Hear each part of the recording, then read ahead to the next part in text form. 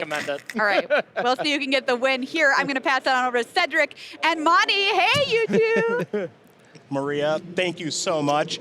We are here in the booth. Cedric Phillips, Monty DeVuti.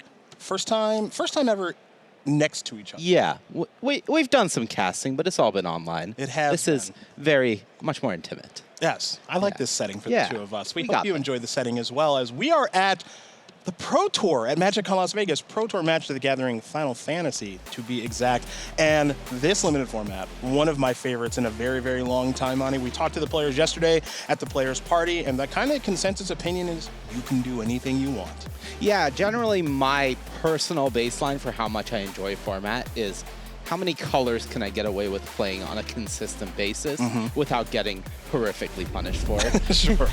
And this is one of those where typically that number can go a bit higher. Well, if your deck at dinner was yesterday was any indication, you like all the colors. Big fan. Yes, indeed. We are going to get our eyes on our reigning Pro Tour champion. That is Matt Nass, who is off to an 0-1 start, unfortunately, for him. We, of course, remember him winning that Pro Tour in Chicago off of the back of Domain and just a dominant display up and down the entire tournament.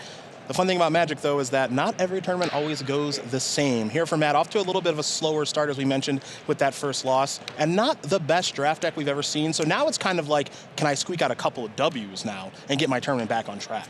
Yeah, I think definitely this isn't going to be a spot that is new for Matt Nass, even though obviously he didn't experience it at the last Pro Tour. Starting out a Pro Tour with a subpar draft deck, something you're not excited for, and understanding that your new position is going to be clawing out some wins and just trying to stabilize, right the ship.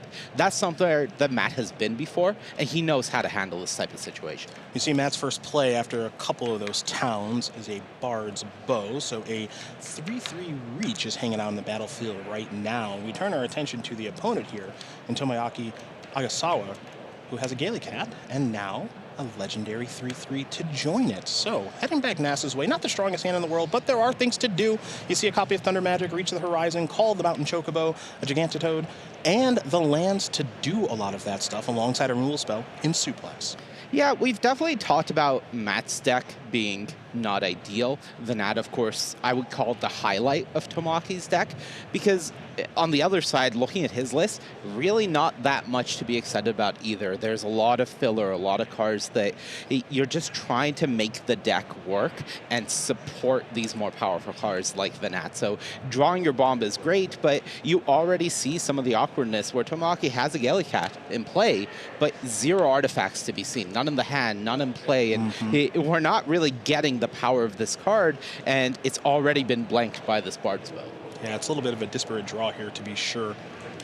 Matt going to take the opportunity to play Reach the Horizons, get a couple more towns. So the mana, that's not going to be a problem this game for Nass. Yeah, definitely getting that out of the way, not being worried about that. That's a great start to things. And looking at his hand, there is gas, but you do already start to see that the final output of this hand is going to be some 2/2s. The Gigantitoad is going to be the only real threat presented. So if Tomoaki has a removal spell like the Vein's Treachery that we see in hand, then Matt's going to need to put more together, because if he's not able to pressure, then this Venat can get out of hand potentially, and that's what Matt really doesn't want to see happen. Matt's going to deploy a block there, and that's going to get blown up by the Vein's Treachery. It's going to give Matt's blocker -2/-2. So Venat's going to win in combat. The Gaelic Cat's going to come across for 1. And now the follow-up is a Paladin Arm. So everything's kind of on the battlefield right now here for Tomoaki. And now we'll see if Nass can compete. Again, we do know the cards in hand. We'll get back to that display in just a moment. And Nass is going to start by playing a Forest. And now it's time to start tapping some mana. Going to kick things off with, it looks like a Suplex.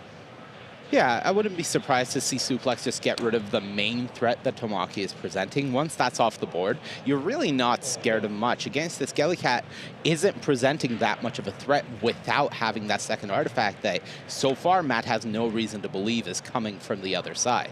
The Gigantitoad is on the battlefield. There are 7 lands alongside with it, so it will be a little bit larger. No reach on that creature, but it is just a 4-mana 6/6, which is plenty large at this time. Don't forget about the Bard's Bow, which does grant reach. Now, the equip cost on that is a little bit pricey in 6 mana, but it does help solve the flying problem. Yeah, it is definitely one of the heftier equip costs when it comes to these job selection equipment that we see here. So being able to move it around is great, but 6 is going to take your entire turn, and that's probably not a place that Matt's looking to be at this point. The follow-up is a very powerful 2/2 Death Toucher that does allow some sacrificing to take place, and Tomoaki does have 3 mana available. Matt's going to play a copy of Thunder Magic on the end step, which is going to force Tomoaki into a decision here of, if I want to sacrifice anything, what will it be? And it appears, at least for a moment, that the answer was going to be nothing, and it will be nothing. Yeah, you really can't afford to sacrifice any of the things that you have in play right now. If you sacrifice the hero, then you don't really have any sort of board presence. Your one Gallicat with just the Paladin Arms equipment isn't going to get the job done. So yes, you get an extra card, but also Tomoaki knows the contents of his deck. There's not that many great things that extra card is going to give him. Matt's going to serve on in with that big 6/6. Tomoaki, of course, has no cards in hand. That's public information. So now it's just time to take on those 6 points of damage. So down to 14. Yeah, and this is exactly the board state Matt wanted to get things into, which is he's stabilized, he has the threat, he knows his opponent doesn't have anything, and he has gas to follow up. The Fight On and the Laughing Mad Ink combination in the hand means that Matt's really going to be able to continue finding pressure, continue reusing these tools. Of course, the Call the Mountain Chocobo is in the graveyard as well, so Matt just has everything to work with, and Tomoaki's deck is just not that good to bring this back from here. And we're going to see another play here from Matt. He's going to use that mountain that he got from the Call the Mountain Chocobo to discard to Laughing Mad. So 2 new cards come to Matt's hand. One of them we know, which is Fight On. A Forest looks like it's been added as well. And now a T-Rexor. So Nass, as you've mentioned multiple times, no shortage of things to do over the next handful of turns. Can't say the same here for Tomoaki. So the draw steps are going to have to be pretty favorable. Yeah, and I think handful is probably ambitious at this point. I think we're looking at maybe 2 turns, especially once that T-Rex hits. I think we are out of here.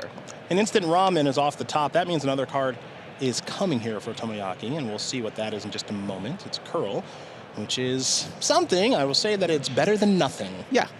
When you're top decking, typically anything is better than nothing, and this is one of those spots where you know that you need more than that, but it's also like, okay, well, this is what I have to work with. Now what's my game plan? The biggest issue right now for Tomoaki is you got your second artifact, so at least your Gallicat is bigger, but you're racing against 18 life and much larger creatures. It's just such an uphill battle. And of course, we have the pleasure of knowing what's going on in Matt's hand. Tomoaki does not, and we know that Matt's got plenty of goodies to work with. As we'll take another draw step here, will Nass. We'll see what that card is. Oh, that's a big artifact that doesn't like to be blocked at all. We'll get to that in just a moment, as Tomoaki did deploy that Curl. But that Curl and the rest are going to be under attack here from this Gigantitoad. So in for 6 more damage comes Nass. Yeah, and 5 power of blockers from Tomoaki isn't really going to do anything. I think Matt had a bit of an interesting choice here. Could have deployed the harder to block creature rather than the trampling creature, but it's really not necessary when you're already in such a good spot and either of them can get tapped down. You may as well pad your life total a bit instead. Yeah, the Relentless XATM092, which obviously we both knew the name of, is what we were talking about. And that's what's hiding out in Matt's hand. There it is. Clearly speaks for itself. Comes from a long line of XATMs. It does. Yes, it does. Yeah. We're going to head back Nass's way right now. Attack step will be thwarted thanks to the Curl. So Dinosaur down, but Gigantitoad is coming to town. Yeah. And it'll get chumped very quickly. Tomoaki is consistently in this awkward position where he has 5 power of blockers that he can afford to have up facing down a 6/6, so can't at any point use his mana to equip, for example, to break that power toughness threshold.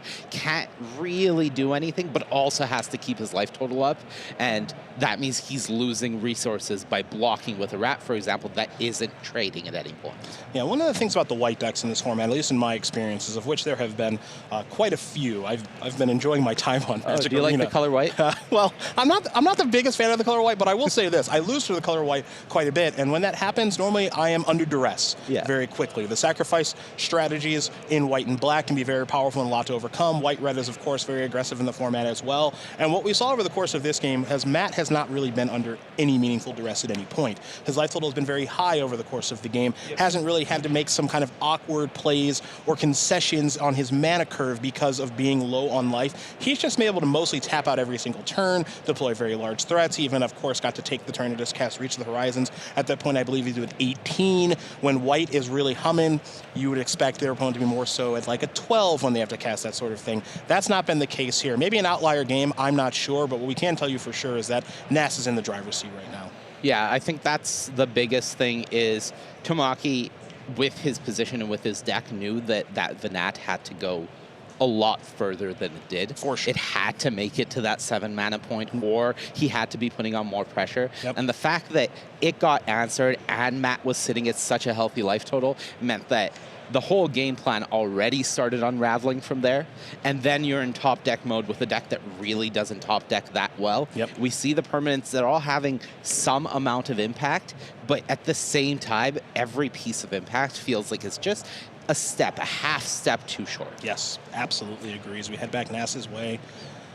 Well, that looked like a pretty good draw step. I think that's a Choco comment, and it's confirmed on our card reader there on the left. And Matt, as you can tell here in the booth, and of course you at home, that Matt has plenty of mana to work with that very versatile Fireball-style card. It can go anywhere. Creatures, planeswalkers, players, you choose, but you're also going to get a 2/2 bird for your troubles as well. So very, very nice uncommon in this limited format. Yeah, Matt could potentially just fire it off here, remove a blocker, knowing that the curl is forced to tap something anyways. But I think having this card in hand just allows you to make the attack with these harder to block already creatures, forcing a tap from Tomoaki, and then what are you going to do? And if any of these big things get through, the Comet to the face is just going to close out the game. So having that sort of flexibility in Matt's spot, knowing that there are no cards from Tomoaki, knowing that in this position with the curl and the Lunatic Pandora on the battlefield, he's incentivized to start clearing things out. He's like, all right, I'll make this attack, you're probably going to make this block, and this Comet will close out the game. Well, that's exactly what it's going to do. Matt Nass is going to win game number 1 here over Tomoaki Ogaswara, as the Choco Comet is going to take care of that game. Nass, no struggles in that one, but it is worth noting because he's going to be on the draw here against the white strategy. Now, the white strategy doesn't have a lot of cards in hand. We'll get there in just a moment. Matt's deck does have a lot of lands that enter the battlefield tap, so he does have the potential to maybe stumble and fumble a little bit out of the gate. And combined with maybe some pressure from the white deck, he could come up a little bit short, unlike last game. But as you're seeing here, Monty, no turn 1 play, and more importantly, no turn 2 play here from the white-black strategy. Yeah, already Tomoaki's deck, not the most aggressive version of black-white that we've seen, or that you would want to see in his spot, but also on a mulligan to 5 on the play, you get to a position, of course, we didn't get a look at the hands that he chose not to keep, but once you're on 5, you don't have the luxury of, I need more aggression. It's, if I have lands and spells, or if I just have lands, I'm going to need to keep this and hope I can get my way out of it. And the fact that we're on turn 3 and there's been no real pressure put on Matt Nass is once again a really concerning sign already, even though we are early in the game. And that's a huge sigh of relief if you're Nass, and having a removal spell for a recursive threat there as well is very powerful. Suplex, one of the better red removal spells in the format, and of course it does exile creatures, so that's a win there for Nass, as is simply being at 20 life as the white base strategy heads into its 4th turn. So let's see if Ogaswara can get something deployed on this battlefield, because Tomoaki is having a lot of trouble. There's a Paladin Arms, there's a land, and simply passing the turn back. At least it's something. Yeah. Matt doesn't have the 4th land yet, and I believe on cue that problem is fixed with a dual land being drawn in Gongaga, but still has their free to deploy here if he wants, but now that he doesn't have to draw a land, he can instead go for the creature that he's more happy to trade in the Bard's Bow with the hero that comes with it. So I think that once again, Matt is continuing to make decisions that allow him to play a comfortable game plan rather than a desperate one, and that's exactly where you want to be with this type of red-green deck. Well, there's a Gallicat, so we're going to head back Nass's way. After you saw those trade between those two job select creatures, those heroes are off the battlefield now as we head back Nass's way, who picked up a copy of Call the Mountain Chocobo. So if Matt does want to search up a mountain and make a 2/2 bird, he is more than able to. You can also see the rest of the cards in hand right now. There's that Choco Comet that did win game number 1. There's a Fire Magic, which is very good against the white-based strategies here. That kind of tiered flexibility is at its best against those white decks in this format. And then Barrett Wallace, which is a 4/4, and that equipment text isn't going to come up a lot in this particular matchup, but it's the reach that can be quite good in this matchup, though Matt is, again, still sitting very pretty here at 20 life. Yeah, Matt already, you know, not the happiest with Barrett in his deck, but having it as a reach creature is huge, and I think I love this choice for Matt to just go for Call the Mountain Chocobo. It is the weakest on face value of the plays that he can make there relative to impacting the board. But if he just goes for Barrett Wallace, he's saying that he's giving up on development, and that's not exactly what you want in this position. And if he goes for the Summon GF Ifrit, his goal is to draw a land anyways, so he may as well guarantee it by going for the Call the Mountain Chocobo, making the land drop. This powers up the Choco Kame. It is a removal spell for the Gallicat at worst, or whatever Tomoaki plays here, and it just allows Matt to continue progressing into the comfortable board state that he has maintained earlier. You see the Albed Salvagers and a Curl deployed before an attack with the Gallicat just for 1 once again in the air. A little poke's going to bring Nass down to 19, and Tomoaki is now out of cards and hoping to draw some good ones for the next couple of draw steps. Mention the Fire Magic, and you see how powerful it would be on this particular battlefield. For now, Matt's going to start with a world map. And we'll see if he wants to sacrifice that artifact right away. And it looks like he is.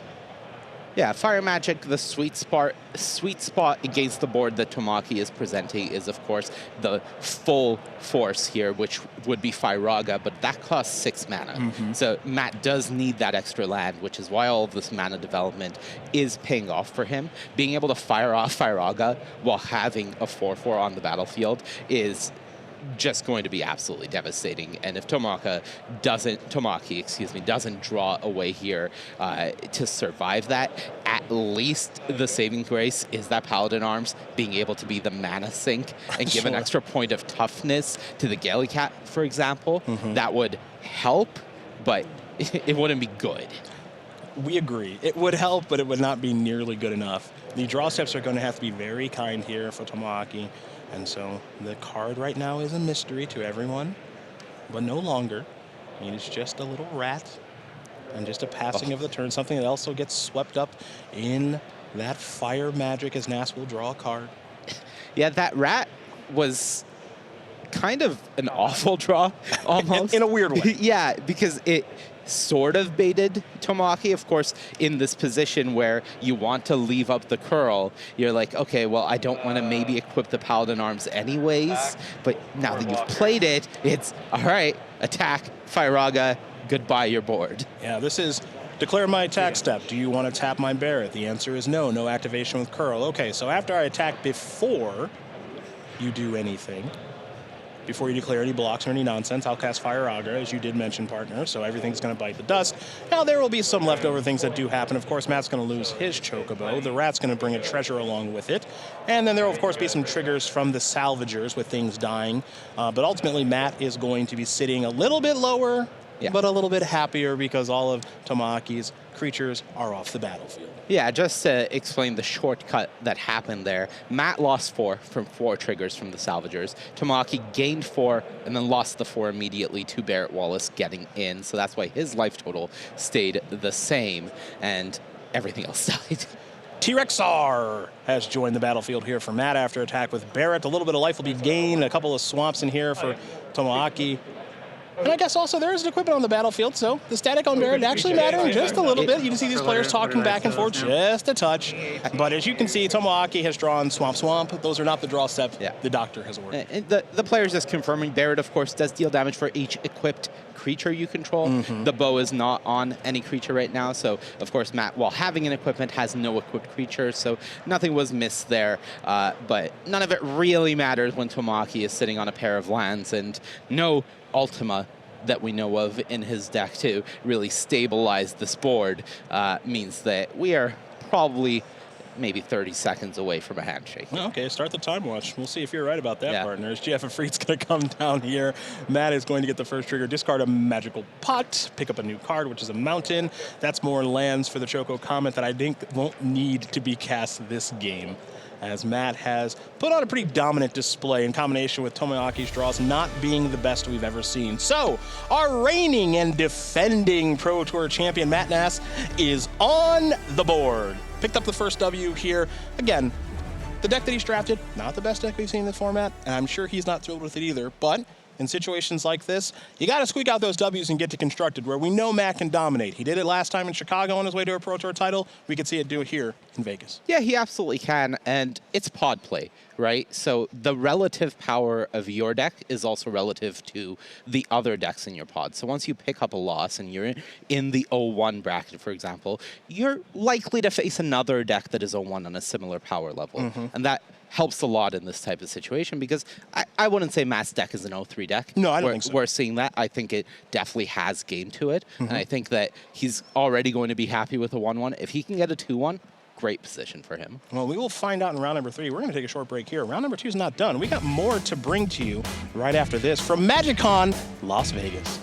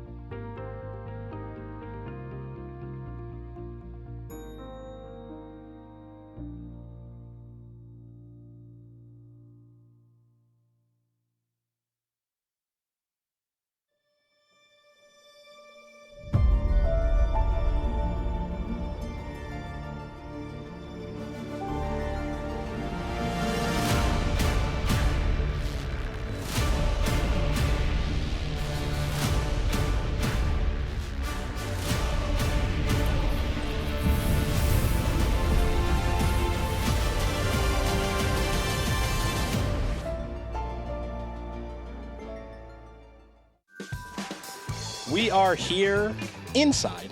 Yeah. It's cold in here. Fortunately, inside. It's a little warmer out there in Las Vegas. We are joined by, I don't know how many of our closest friends, 18, 19,000 of our closest friends here at MagicCon Las Vegas. We are turning our attention, however, to the Pro Tour that is taking place. That is, of course, Pro Tour Magic at the Gathering Final Fantasy. Seti P, Monty D, we are getting ready for more Final Fantasy. I'll stop rhyming at some point, I promise. Second match of the round. Yep.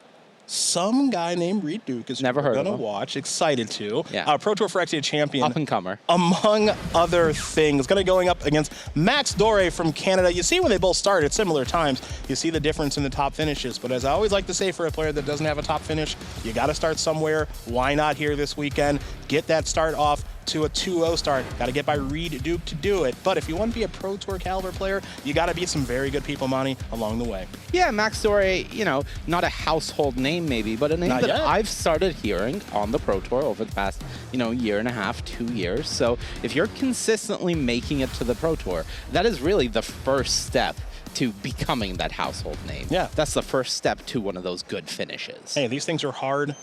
Players love playing in them, and players make a name for themselves in them. Of course, we do know Reid Duke for all that he's accomplished, but at one point in his career, his top finishes also said 0. That Yeah. was a long time ago, to Yeah. be fair. Yeah, there was a time when he was just known by his username of Reader Rabbit. And Yes, indeed. Nobody knew what that stood for. Well, Reader Rabbit has a very good start here insofar as I see an island and I see a mountain. Yeah. And the consensus among the players when we talked to the players' party yesterday was that blue-red is where you want to be if you can get it. Now, everybody knows that it's the best deck, but if you are there, you're in a good spot. Yeah, it does feel like a blue-red weekend here in Las Vegas Yes, it between does. Limited and Constructed that we will be seeing later. And for Reid, of course, we should point out that this is game 2. He's up a game already in the match here against Max Doré. Max on the play for this game, but it has an uphill battle ahead of him against the Hall of Fame. Yeah, and Reid has played 2 very nice uncommons to start. Chinamoto is the second one, and this is a blue-red signpost if there ever was one. When you play a spell, it's going to get a bit larger. Ideally, it's one that costs 4 or more, but that white aura site says, you know what? There's a 4 or more spell for you. Get that thing out of here. I don't want to play against that powerful uncommon. Yeah, Orsight really doing a lot of work in these white decks. I think one of the big things that we saw lacking in the previous match from Tomoaki was Orsight making an impact in that game. Having a removal spell, of course, these Oblivion Ring, Vanishing Light effects, we've seen these for many, many years now, as you and I are both very old. But it's an artifact rather than enchantment. That thematically works great in this format. Yep. And also the ability to create mana means that even though you are paying a premium on it, it will recoup that advantage. Time for a little bit of a side quest for Reid. Gonna be diving into the old card collection here. This will be a draw 3, discard 2. A nice card in the blue-red strategies for a myriad of reasons. Of course, card selection is one nice thing. Discarding cards as flashback is another, as Reid has discarded 2 cards at flashback. And then also this can turn into a threat over the course of the game that can eventually kill the opponent. So a nice card in blue-red strategies. Don't forget as well that it is a non-creature spell that costs 4 or more, so there's some triggers that can be involved as well in the blue-red strategy, as Duke does get an attack there, a little bit of surveilling, and now has kind of set up his game plan as we head back over Max Doré's way. See what he can do with the mana that's been found from the Aura site. Going to start off with a little bit of one of my favorite things, combat math. Yeah, I think that for Max, obviously not happy about the value that Reid is gaining there, but given what the board state is, the fact that Reid didn't add any immediate pressure to the board, of course, once the card collection is able to complete a side quest and transform into Magic card, 5 more cards in the graveyard away from that, that'll be a lot scarier. But at the moment, just a 2-1 flyer from Reid means that Max doesn't really feel bad about spending a turn going for the combat tutorial and getting some cards, building up his hand and trying to stay in the game. Reid's going to come across here for 2 once again. Time to do a little bit of surveilling with the Pixie. And now let's see what the follow-up's going to be. Tapping a single red mana at the moment. We don't have a great look at Reid's hand, but there is a suplex, and there's also a bomb. Yeah, Pixie, it really is just such a solid uncommon in this format. Just a 2-1 flyer for 2. Already solid, good card, right? But having that on-attack surveil trigger as well just means that it does so much for setting up your game plan. Reid attempted a realm sketching, which creates a token of an artifact, creature, or land. The target in question was a white aura site, probably with the idea of getting back his own permanent. You'll also see a counter that was placed on the bomb because the bomb does get a little bit bigger when you do play a non-creature spell with mana 4 or more, but swallowed by Leviathan is what actually ends up stopping the realm sketching, and now because the Aura Sight's still there, going to provide a little bit of acceleration for the crystals chosen. So now, 4 1/1 colors hero creature tokens are placed on the battlefield. Then you put a +1/+1 counter on all your creatures. And one way to overcome white-red, partner, is to go wide around it and really hope that there's no fire magic over there. Yeah, and I'm going to play spoiler a bit here, Cedric. No, we don't like that. Because I can see there is a copy of Fire Magic in Reid's deck. I don't see it in his hand right now. I believe he does have access to a pair of removal spells in a suplex, and I believe that's a Light's Judgment, if I'm seeing it correctly. I may not be. That is definitely possible.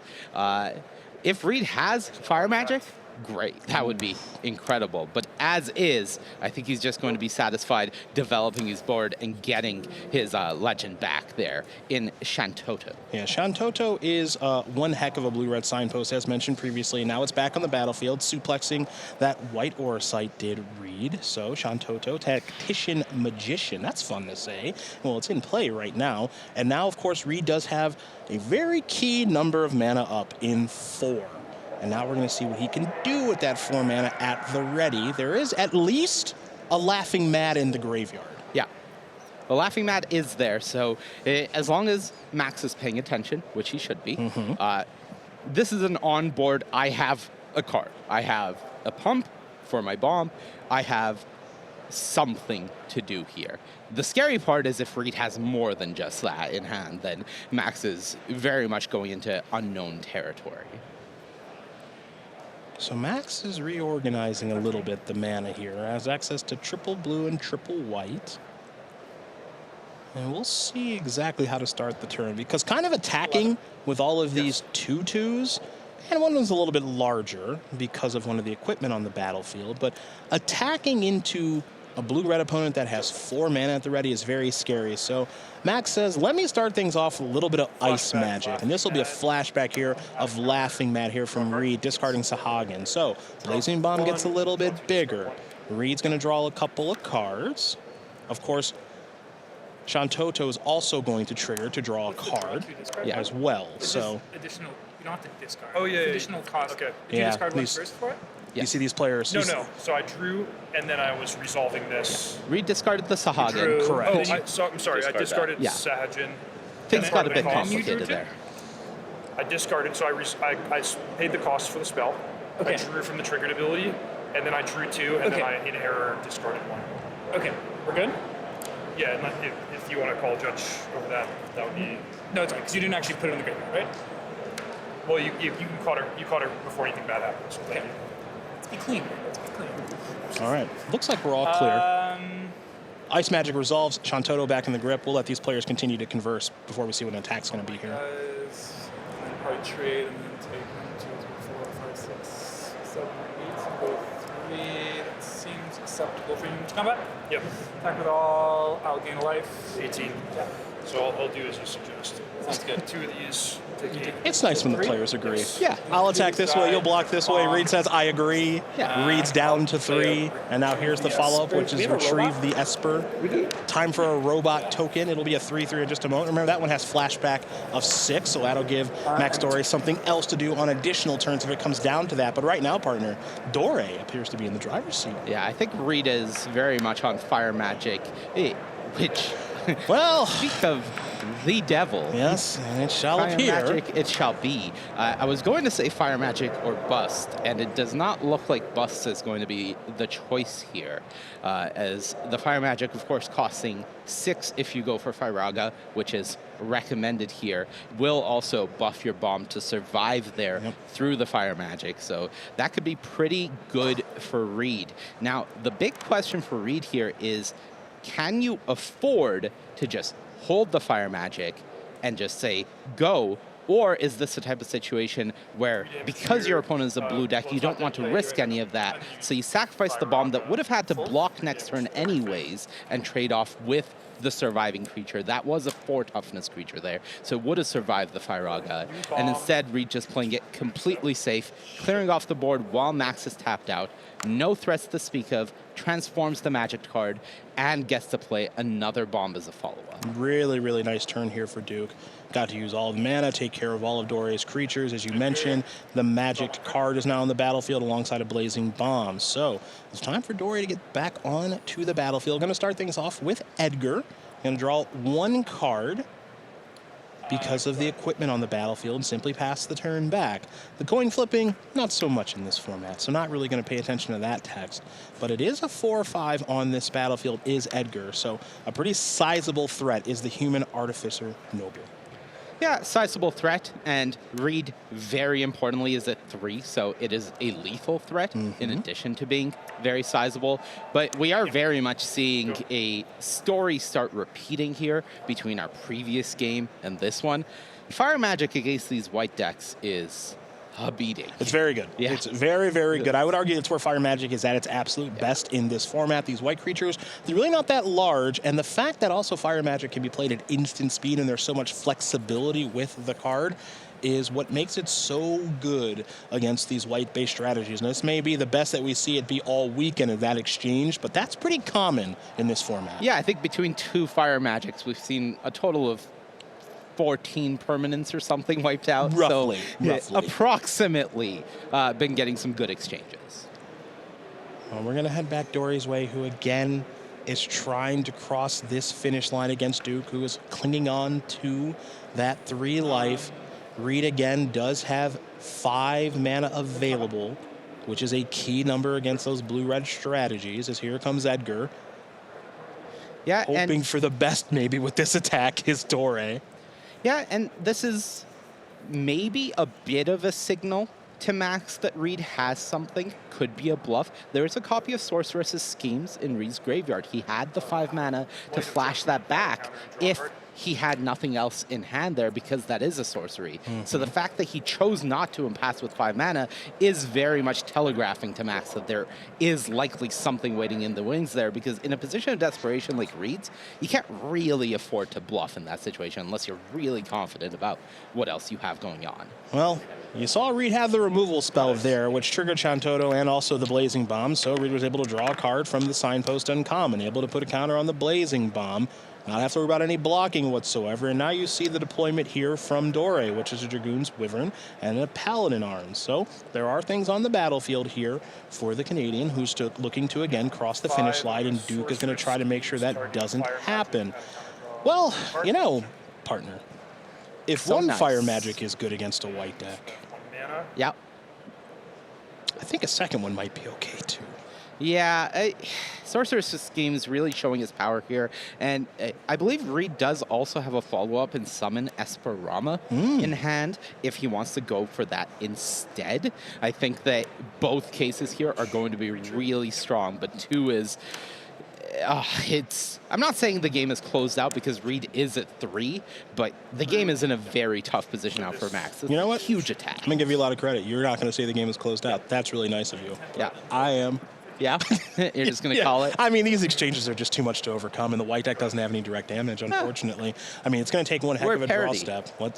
Yeah. Weird. Yeah. How'd that Something happen? like that. I blinked. Let's see what Max is able to draw here. As Reid's blue-red deck, this is the dream come true here, folks. Again, everybody in the room knows that blue-red, if you can get it in this limited format, is one of, if not the best deck in the format. I think there's conversations around maybe black-green's also on this same level if you get that deck, the ideal version of it. But because everybody knows blue-red is a thing, you might think you might not be able to get the deck. And Reid said, guess what? I sure did. And his blue-red deck looks fantastic. He is 2-0 here in Pro Tour Final Fantasy.